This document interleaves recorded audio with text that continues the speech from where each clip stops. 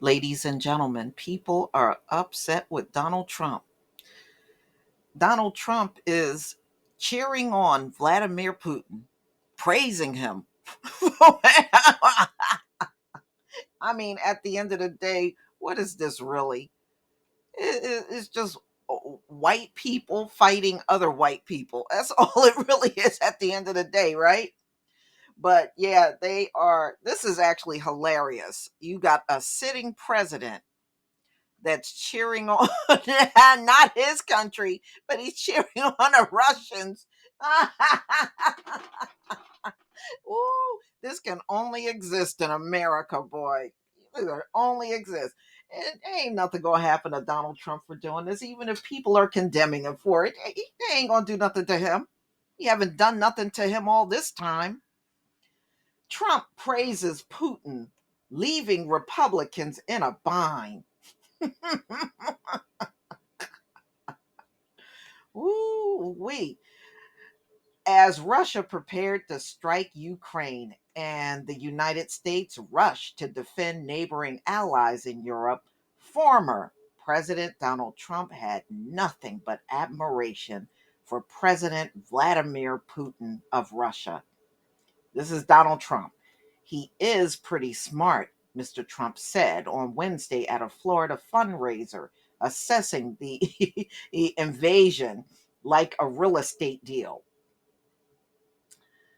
He's taken over a country for $2 worth of sanctions, he said.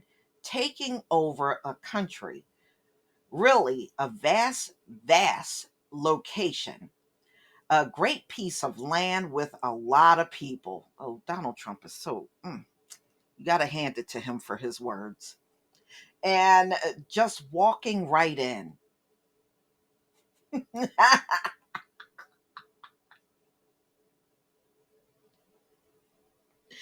So as people are getting killed and and running for their lives in the Ukraine, Donald Trump is praising Vladimir Putin.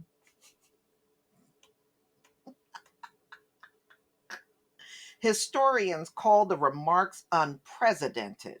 The idea that a former president would praise the man or leadership who American troops are even now traveling to confront and contain, said Jeffrey Engel, a presidential historian at Southern Methodist University in Dallas, is astounding. Donald Trump is cheering on Putin.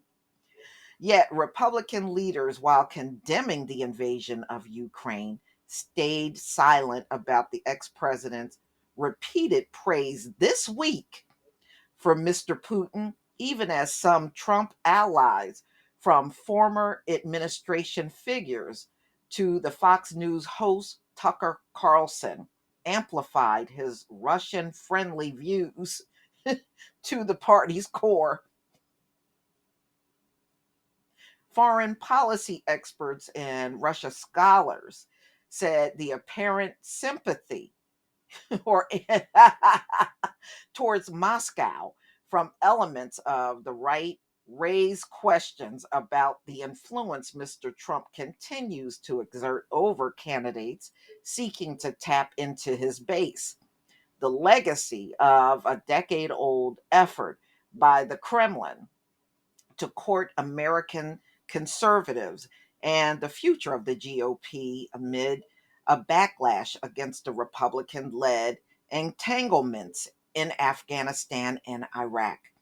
Cold War era Republicans, historians said, would have repudiated comments like Mr. Trump as un American. Y'all ain't gonna do that. Y'all ain't gonna do that. Donald Trump virtually gets away with everything. And yeah, we know why he's in love with Putin, because see, Putin was the one that loaned him money. He got money from Russia. So yeah, he's gonna be lapping on Putin like a damn lollipop right now. Anders Stevenson, a historian of foreign policy at Columbia University, recalled an earlier Russian invasion. Could one imagine Dwight Eisenhower praising An invasion in 1968. Y'all wouldn't have done nothing about that either. Donald Trump, people like Donald Trump get free passes on virtually everything. He'll get a free pass on this too. Republican congressional leaders on Thursday stayed far away from the Putin friendly views that had been coming from the former president. Senator Mitch McConnell of Kentucky, the Republican leader, denounced Mr. Putin at length and urged the Biden administration to provide military aid to help the Ukrainians fight back. He was asked about Donald Trump's comments in Louisville, and the senator just went silent. So Mitch McConnell had nothing to say. That's why I'm saying y'all give each other a pass on everything. And Donald Trump will get a pass on this, as the Ukrainian people are dying. He's sitting here cheering on Putin. Oh man. As the threat of a Russian invasion rose, Mike Pompeo, former Secretary of State and CIA chief under Trump, and now a potential presidential aspirant, appeared to take a similar line to his former boss. Mr. Putin was an elegantly sophisticated counterpart and very shrewd, Mr. Pompeo said. I mean, here you got this government putting all kinds of sanctions on Putin, and you got these folks, Trump and people like Pompeo, cheering him on and what he's doing. Boy, y'all can't make this shit up on your best day. You can't.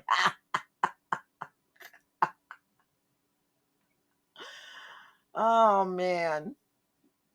Mm-mm-mm. I don't really care what happens to Ukraine one way or the other. This is what J.D. Vance, a venture capitalist, said recently. He said this a few days ago, aligning himself with Donald Trump.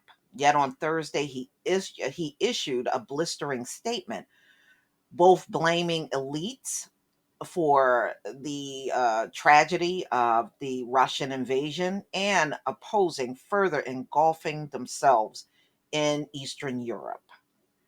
Putin, now he said he was aligning with Putin and then he flipped. Now this is what he's saying. How typical, y'all. So typical. Putin is an evil man, Mr. Vance said. Oh, well, he wasn't so bad a few days ago, JD Vance. Mm-mm-mm. But the foreign policy establishment that led Ukraine to the slaughterhouse deserves nothing but scorn. Oh, okay. So he went from being a great guy to being an evil man within days, y'all. Just in within a few days.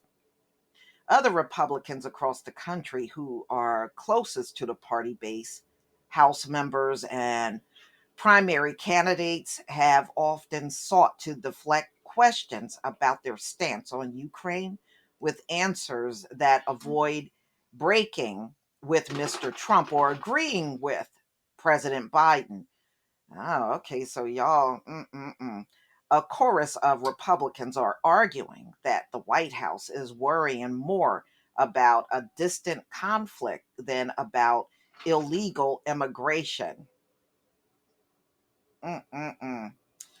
So I guess the Republicans are stuck between a rock and a hard place. Those of you that support Trump, I mean, maybe you'll get behind Putin too because Trump is doing it.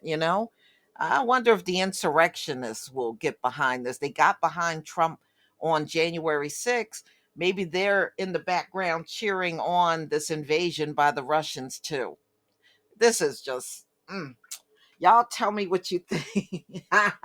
Boy, you think America has been embarrassed over the last 2 years?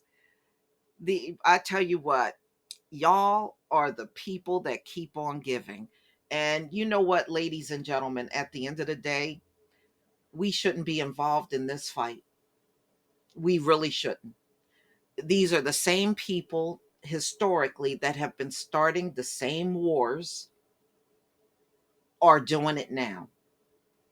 Didn't y'all have an agreement after World War II that European countries would not fight with each other?